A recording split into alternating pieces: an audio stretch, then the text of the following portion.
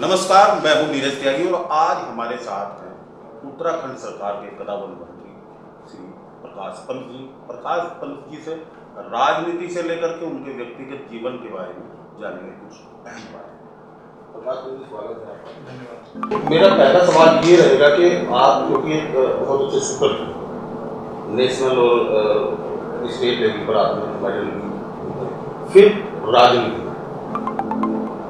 देखिए ये एक इत्तेफाक था क्योंकि मैं जब एमएलसी बना तो एमएलसी में मेरे साथ श्री नारायण सिंह राणा जी अविभाजित उत्तर प्रदेश में विधान परिषद सदस्य थे और जिनके पुत्र जसपाल राणा स्वयं स्पीकर अच्छे स्पीकर थे, राष्ट्रीय का पुत्र था, स्वयं नारायण सिंह राणा जी को स्पीकर और उनकी एकेडमी भी थी। उन्होंने मुझे प्रोत्साहित किया और उसका परिणाम ये रहा कि 2004 में मैं जब पक्ष में था तो अवसर मिला और यूट्यूब में हमारी जो राष्ट्रीय प्रतियोगिता है उसमें मुझे मेडल प्रदान किया उसकी नारायण सिंह राणा जी को से प्राप्त हुआ। ये एक जो कि खेलों के प्रति रुझान रहा है, शुरू से मुझे अवसर मिलता है उसका। जो आज की अगर आज के परिदृश्य की हम अगर बात करते हैं तो केंद्र में भी आपकी सरकार और राज्य में भी आपकी सरकार की अपेक्षाओं से आपकी तरफ देखा जाता है, तो इसमें हम अगर क्योंकि एक साल से अधिक आपकी सरकार को राज्य में भी हो गया है, तो इसमें हमारा एक सवाल है, क्या लगता है कि आप लोग उस कसौटी पर खरा उतर रहे हैं?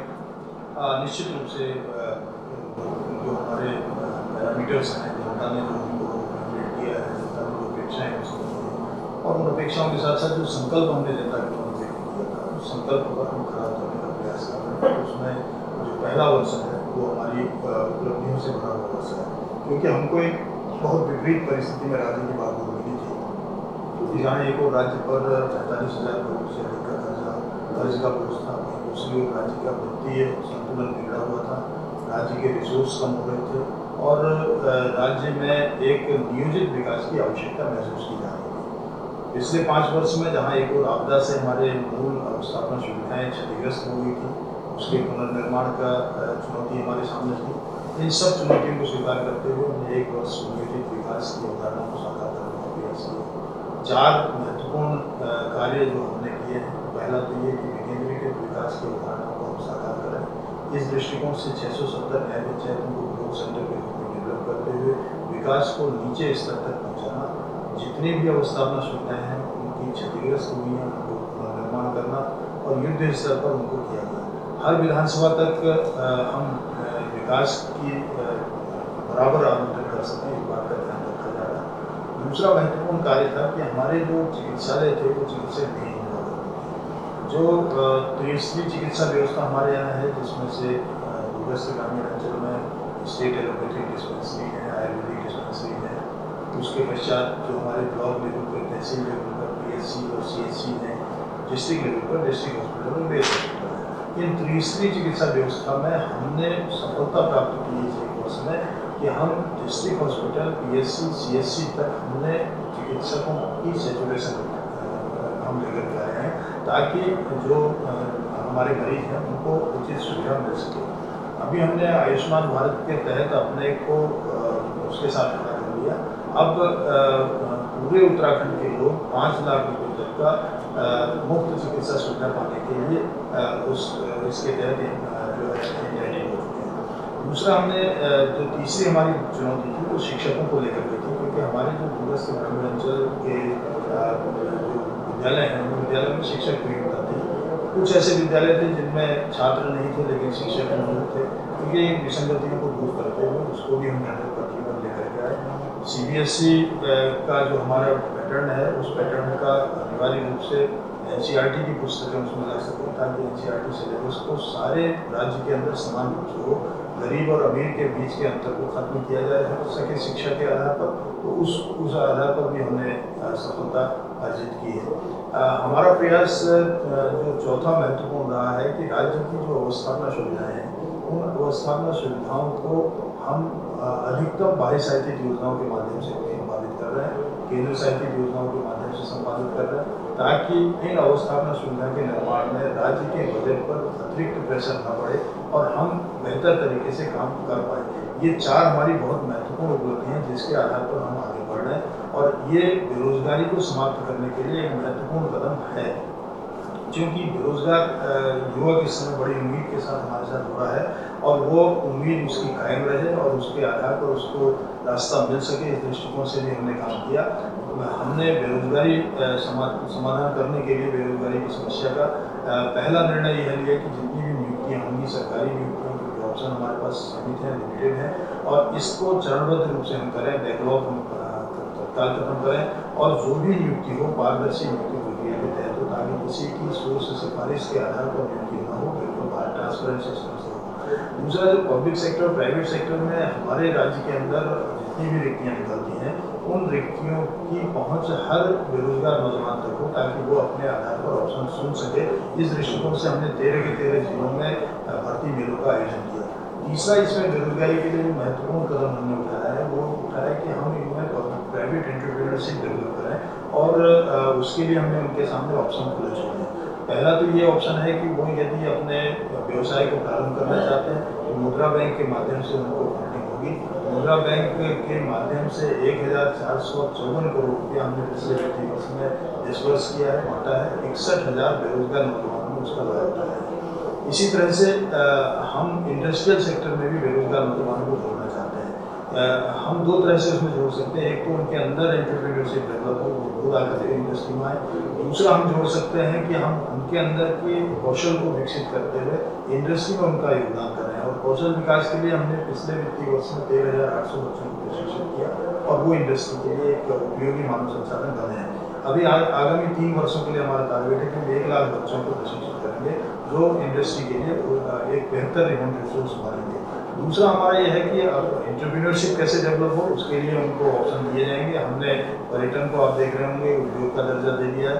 उसमें हमने ये कहा है कि 250 करोड़ तक का एंटरप्रेन्योर अगर कोई आता है तो हम SGST का ITC काटने के बाद 50% रिफंड उसको करेंगे।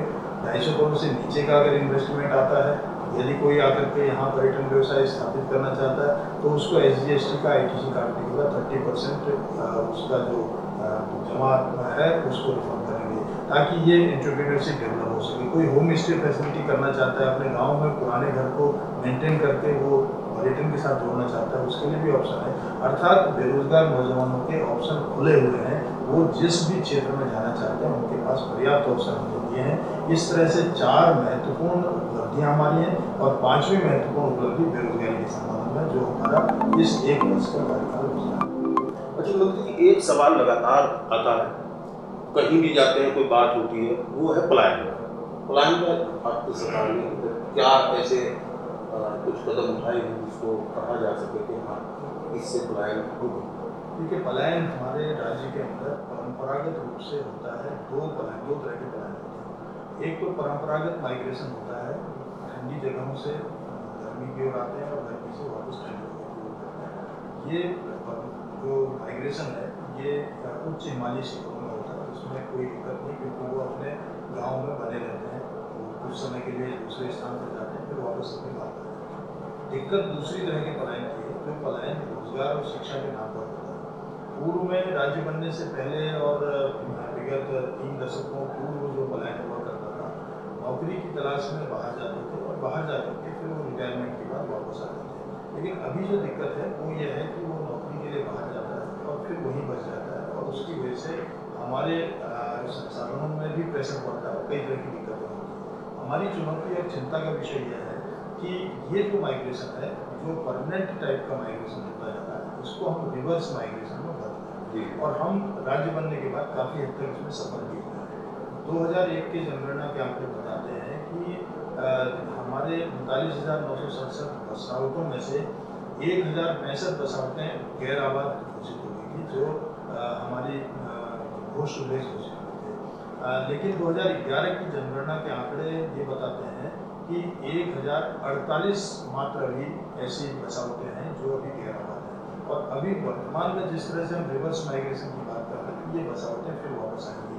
अर्थात अगर हमने 670 न्याय पंचायतों को ग्रोथ सेंटर के रूप में डेवलप करने में सफल हुए और तो शिक्षा और रोजगार के नाम पर होने वाले क्राइम को हम वहाँ रोक सकते हैं।